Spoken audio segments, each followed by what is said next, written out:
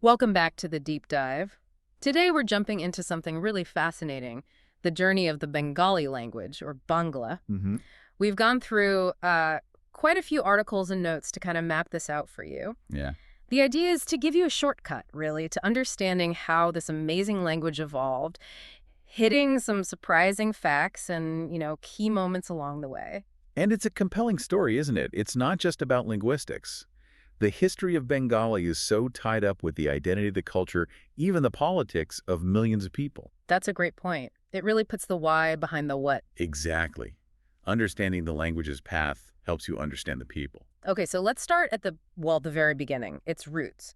Bengali belongs to the Indo-Aryan branch, which itself is part of that huge Indo-European family. Right, a very big family tree. And specifically, it evolved from Magadhi Prakrit. That was a common vernacular form of Sanskrit spoken in the old Magadha region, think modern Bihar and Bengal. Uh-huh. And we're talking a long time frame here, roughly 600 BCE to about 1000 CE. And this Magadhi Prakrit wasn't static, right? It kept changing, developing into what linguists call Apabhramsha dialects. Yeah, Apabhramsha basically means corrupted or deviated. Yeah. These were forms that had noticeably drifted away from classical Sanskrit. It shows how languages naturally shift and change in everyday use. Like a river carving its own path, as you sometimes say. Precisely. It's organic. So as that river flows, we hit distinct stages. First up, Old Bengali. What time frame are we looking at there? Roughly 900 to 1200 CE, this is when the language really starts emerging from those Apabhramsha dialects. And we actually have evidence from this time. We do, the Charyapada. These are ancient Buddhist mystical poems, and they show some of the earliest identifiable Proto-Bangla features. It's pretty amazing to have that window so far back. Wow. Okay, so after Old Bengali comes Middle Bengali. Correct. Middle Bengali runs from about 1200 to 1800 CE. And this is a period of really significant change, largely due to Islamic influence. Right, the Bengal Sultanate, the Mughals. Exactly. That interaction brought a massive influx of Persian and Arabic words into Bengali. Think about everyday words people still use. Like dokan for shop or kagos for paper. Those are perfect examples. They're originally Persian. It shows just how deeply these cultures blended. It wasn't just borrowing words, it was a real linguistic and cultural synthesis. And literature flourished too, didn't it? Oh, absolutely. You get major works like the Malakavia's narrative poems, often about local deities, and a lot of Vaishnava poetry focused on devotion. These weren't just elite texts, they helped spread and develop the language among ordinary people. Okay, so that brings us closer to the present. What defines modern Bengali? Modern Bengali really kicks off around 1800 CE and continues today. The big theme here is standardization. Yeah. The British colonial era and the Bengal Renaissance. Right. This was a time of huge intellectual activity. Figures like Raja Ram Mohan Roy pushing social and educational reforms, and of course Rabindranath Tagore. A giant of literature. Undeniably.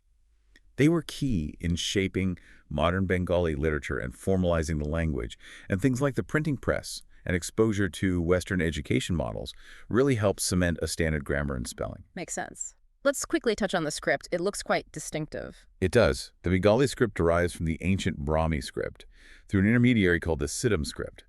And visually, it's very close to the Assamese script. They share a common ancestor fairly recently, linguistically speaking. And it's spoken by a huge number of people. Massive number, Hmm. over 230 million speakers, primarily in Bangladesh and the Indian state of West Bengal, but also significant communities in Assam, Tripura, and all over the world in the diaspora. Which brings us to something incredibly powerful, the connection between language and identity. Yes. You really can't talk about Bengali without mentioning the language movement. 1952 in what was then East Pakistan. Exactly. It was a fight to get Bangla recognized as an official language, a stand against having Urdu imposed. Yeah. It was profoundly about cultural identity. And it was pivotal, wasn't it, for the future of the region? Absolutely crucial. That movement is seen as a cornerstone for the later struggle and eventual creation of Bangladesh in 1971.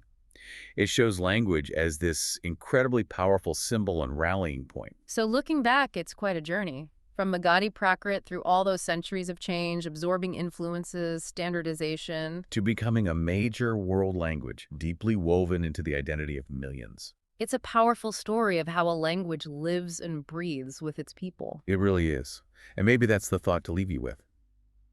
Consider how a language's evolution, like Bengali's, isn't just a linguistic process. It actively reflects, and sometimes even drives, the cultural identity and the political destiny of the people who speak it. How powerful can words be?